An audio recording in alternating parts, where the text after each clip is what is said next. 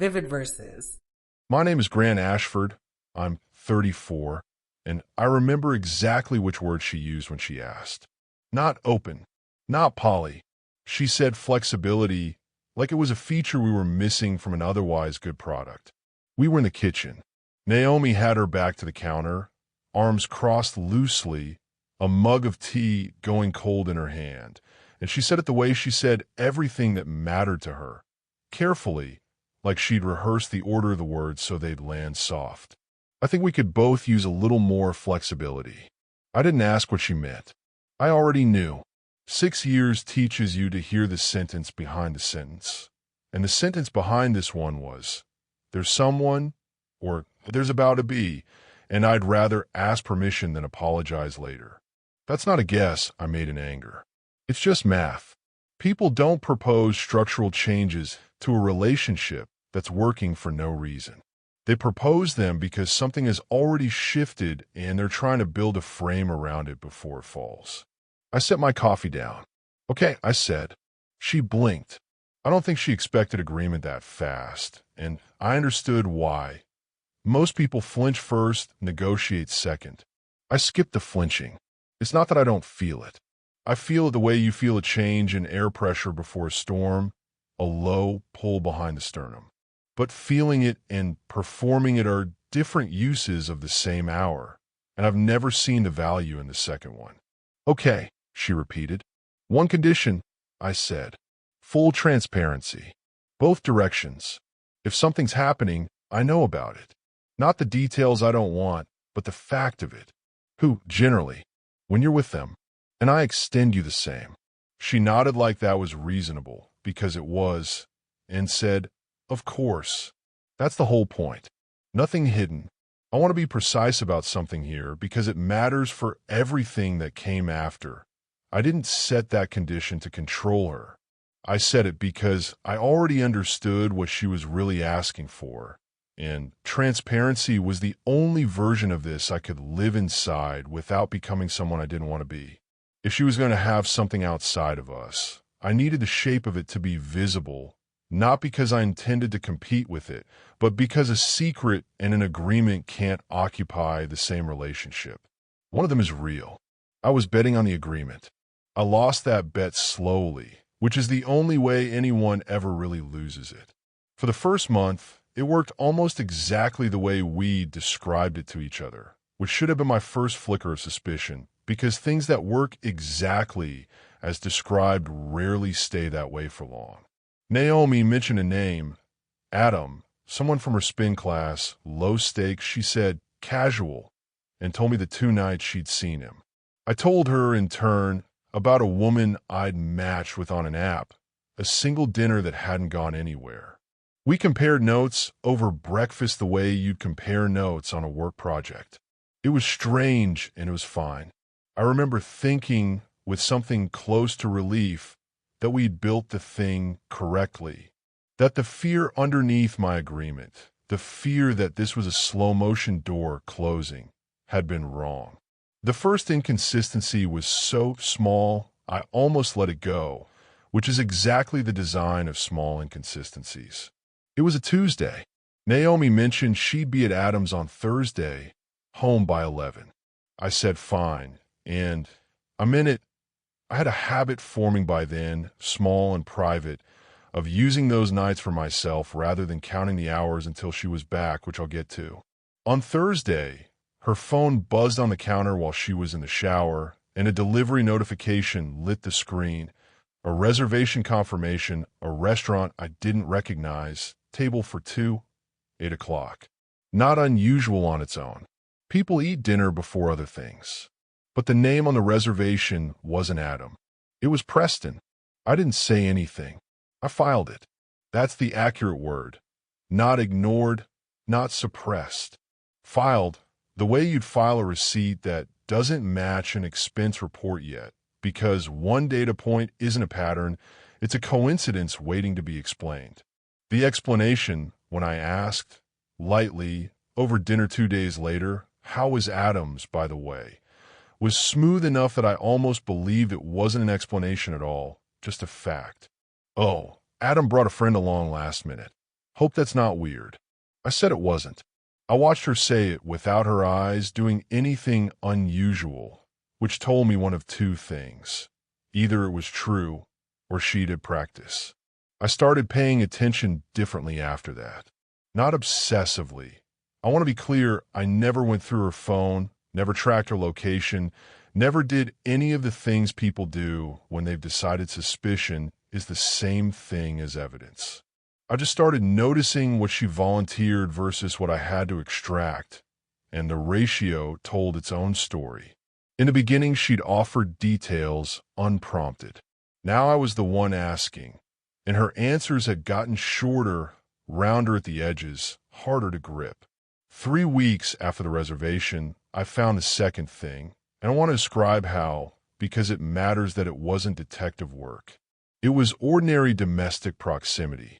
We shared a cloud photo backup, set up 2 years earlier for a trip to the coast, never turned off because neither of us had thought to. A new album synced quietly to my laptop one evening while I was paying bills at the kitchen table. Photos from a weekend, a cabin somewhere with pine trees and a lake, Naomi laughing in 4 of them, and in one, blurred at the edge, a man's hand on her shoulder that wasn't Adam's hand because I'd met Adam once at a mutual friend's barbecue, and Adam had a tattoo on his forearm this hand didn't have. I looked at that photo for a long time, not with rage. I want to be honest about what I actually felt, because the version where I felt nothing would be a lie, and so would the version where I felt betrayed and staggering.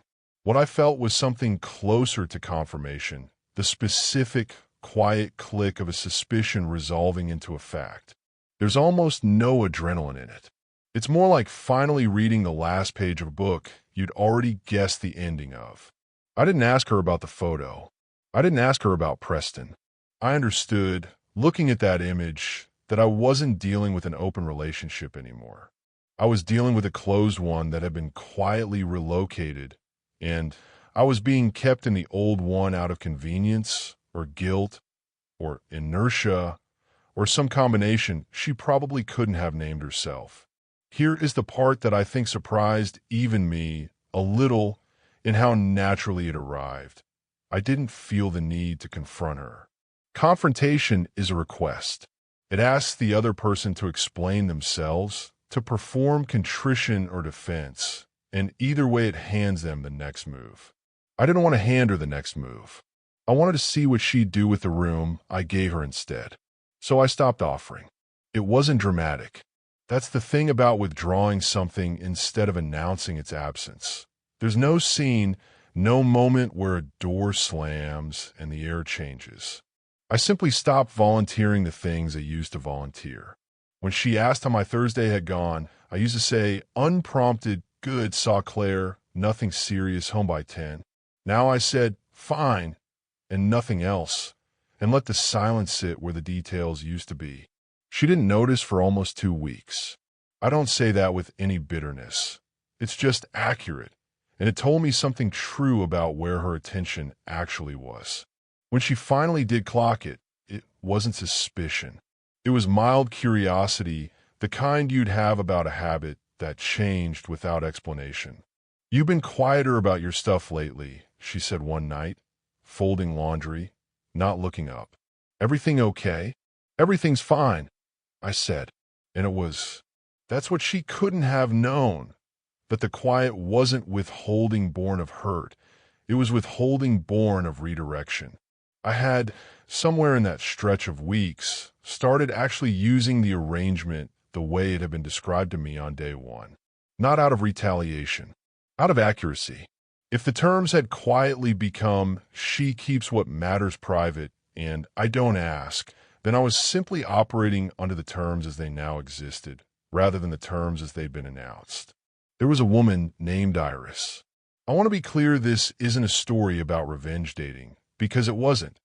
I'd met her before any of this started at a client's site, a structural review for a renovation her firm was handling, and we'd stayed in touch the ordinary way 2 people do when there's an ease between them that neither one is in a position to act on. After the photo, after the reservation, After the slow arithmetic of what was and wasn't being told to me, I stopped keeping that friendship in the small, careful box I'd kept it in. I didn't lie to Naomi about it. I also didn't correct her assumption, when she had one, that it was casual. I let her fill in whatever shape she wanted, the same courtesy I was apparently being extended. Iris and I had dinner twice. Then, 3 times. There wasn't a plan behind it, no strategy one was executing. I want to be honest that I wasn't running some campaign to build a replacement relationship on a timer. I was just, for the first time in months, spending my evenings with someone who told me things plainly, who didn't leave gaps shaped like other people, and it felt less like an affair and more like being handed back a version of honesty I'd forgotten I was allowed to expect. Naomi, meanwhile, kept constructing the arrangement's original architecture around herself. Without noticing, it had stopped applying to me. "I'm seeing Adam Friday," she told me, over coffee, 3 weeks after the laundry conversation. "Okay," I said. "You don't have plans?" "I might. I'll figure it out." She looked at me for a second longer than the question required. I don't think she was suspicious yet. I think she was recalibrating the way you do when a system that used to give you a certain kind of feedback stops giving it, and you're not sure whether to be relieved or unsettled. She chose relieved. People generally do when the alternative requires them to examine something they'd rather not. The pattern held for 2 more months, and in that time, the second relationship. I'd stopped thinking of it as a rumor and started thinking of it plainly, as a fact with a name, Preston, that I'd pieced together from the reservation and a grocery receipt I found in her coat pocket while looking for my own keys, a receipt from a store 2 towns over, the kind of place you'd only shop at if you were staying somewhere nearby. Became less careful, not more. That's a mistake I've watched people make in other contexts, professionally and otherwise. The less resistance you meet, the less caution you think you need. Naomi had stopped hiding things from me because I'd stopped looking like someone who needed things hidden from. My silence read to her as acceptance, maybe even disinterest, and disinterest doesn't require concealment. She started leaving her phone face up on the counter again, the way she used to before any of this started. Preston texted her during dinner once. I saw the notification, a name I now recognized on sight, a message that said something about next weekend, my place this time, and she glanced at it and put the phone face down without any of the old flinch. Not because she'd decided to tell me, because she'd stopped thinking I was someone she needed to manage around. I noted the phrase, my place this time. It meant there had been other times at other places. It meant a rhythm, a routine, the specific gravity of something that had stopped being an experiment and become a second life with its own furniture. I didn't say anything. I kept having dinner with Iris. I kept being, on the surface, exactly as available and exactly as unremarkable as I'd always been. The only thing that had actually changed was direction. Where my honesty used to point toward Naomi by default, it now pointed toward myself first, and toward her only in the specific, narrow places where the original term still technically applied. I answered what she asked. I never answered what she hadn't asked. That's not deception. That's just meeting the standard she'd set, once she'd stopped meeting it herself. There's a version of this story where I spend those months quietly furious, counting slights, building toward an explosion. That's not what happened, and I think it's important to say why, because the why is the whole shape of who I am in every part of my life, not just this one. Anger is a request for the other person to feel bad. I didn't need Naomi to feel bad. I needed my own life to stop being organized around an arrangement that only one of us was actually honoring. Once I redirected my time, my attention, my honesty toward places that could hold them properly, the anger didn't have anywhere useful to go, so it mostly just stopped being relevant. Not because I'd forgiven anything. Forgiveness wasn't the operating question. Accuracy was. The moment it surfaced wasn't one I engineered. I want to be exact about that because I think there's a temptation hearing a story like this to assume the quiet man was quietly plotting a reveal, waiting for the perfect stage. I wasn't waiting for anything. I'd simply stopped organizing my life around the possibility of being caught out, which meant that when the moment came, it came on its own schedule, not mine, and it landed exactly as hard as it would have landed no matter what I did, because the asymmetry itself was the mechanism. I didn't need to detonate anything. I just needed to stop propping up the version of events where there wasn't one. It was a Sunday. Naomi's sister was getting married in 6 weeks, and Naomi had spent that morning at the kitchen table with a laptop open, building what she called a logistics doc: flights, the rehearsal dinner, hotel blocks, a +1 list.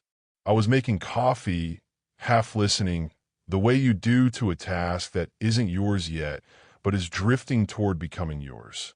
I need to finalize the +1s by Tuesday, she said, mostly to herself. Then, to me, without looking up, "You're still coming, right? I need to give the final head count." "Yeah," I said. "Of course." She nodded, typed something, and then said, almost as an afterthought, the way people say things that are actually the whole point disguised as a footnote, "I was thinking for the room block, we could just share with Priya and her husband. Save some money.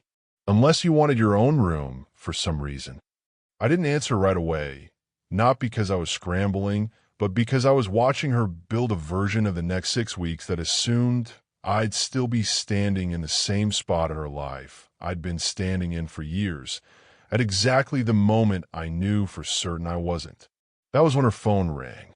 Not buzzed, rang, the actual ringtone, which meant it wasn't a text or a notification, but a call, and she glanced at the screen the way you glance at something reflexively before your brain catches up to what you're doing, and I saw the name light up before she flipped the phone over.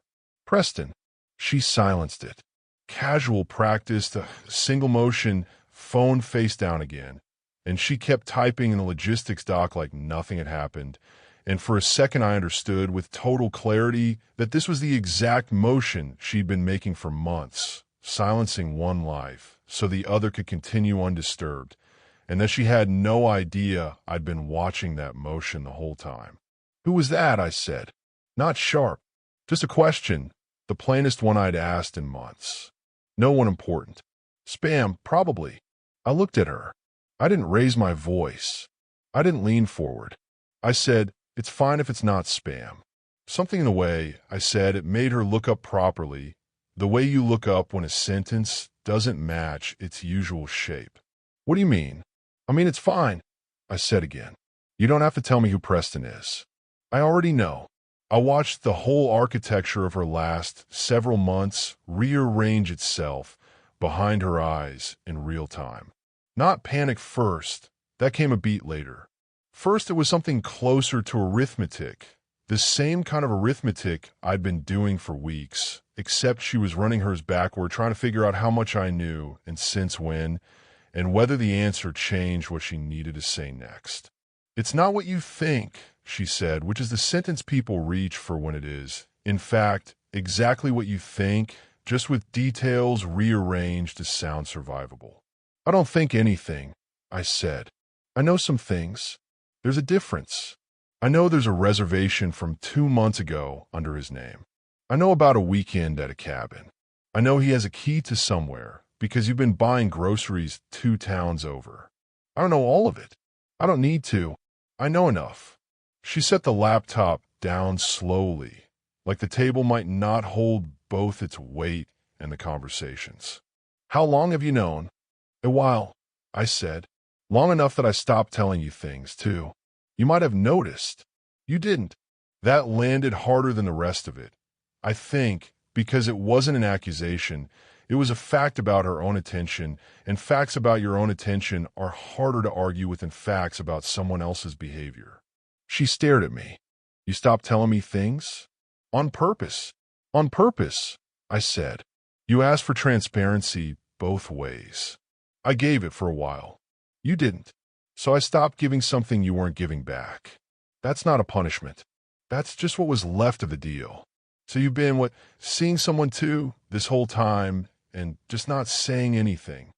I could have pointed out the symmetry problem in her tone, the faint note of injury in her voice, as though my silence were the betrayal and her second, hidden, exclusive relationship were simply an oversight in disclosure.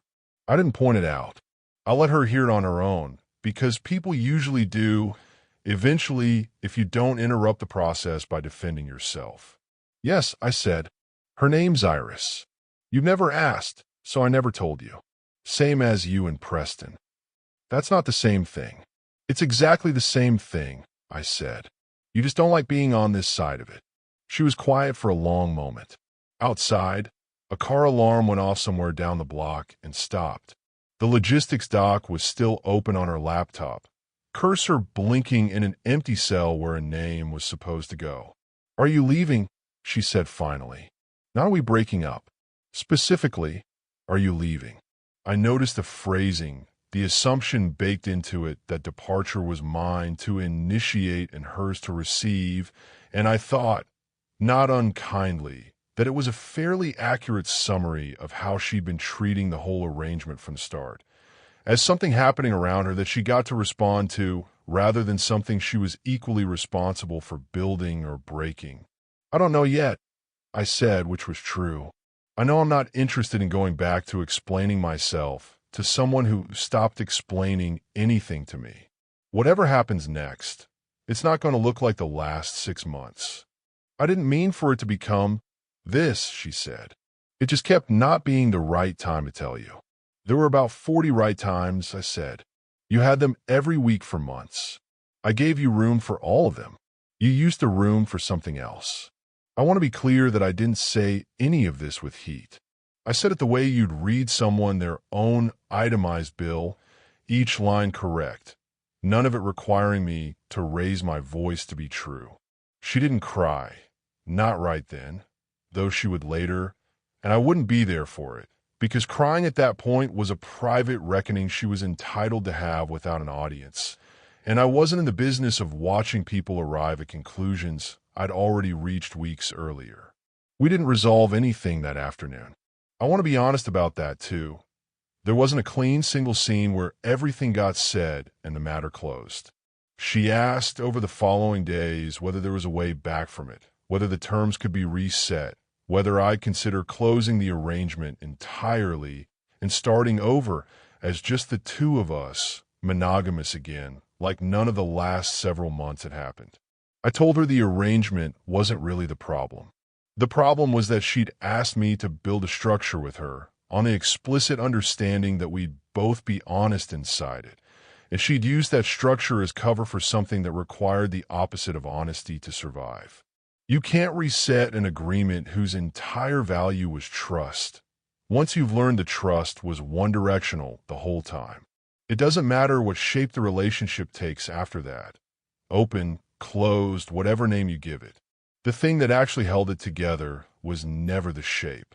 It was whether either of us could be relied on to tell the truth without being caught first. She asked if I could have just told her back when I first suspected, confronted her directly the way most people would have. I could have, I said, but you'd have had time to decide how much of it to admit, and I'd have spent weeks negotiating with your version of events instead of just watching what was actually true. I didn't want the negotiated version. I wanted the real one. Waiting got me that. Confronting you wouldn't have.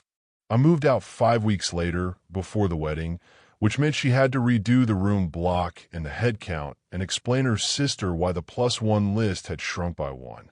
I didn't feel triumphant about any of it. And I want to resist the temptation to pretend the ending was cleaner or more satisfying than it actually was.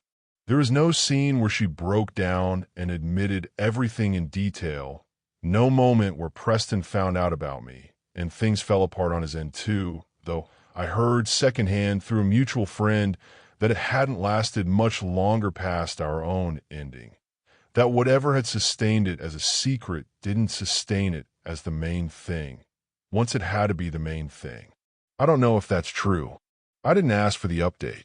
It came to me the way most updates about an old life do, unsolicited, and I let it pass through without holding on to it. Iris and I are careful with each other. 6 months on, in a specific way, I don't think I'd have understood the value of before any of this. We don't have an arrangement with conditions attached, because I've learned that conditions are only as good as the willingness behind them, and willingness can't be legislated into existence by a good, fair-sounding rule.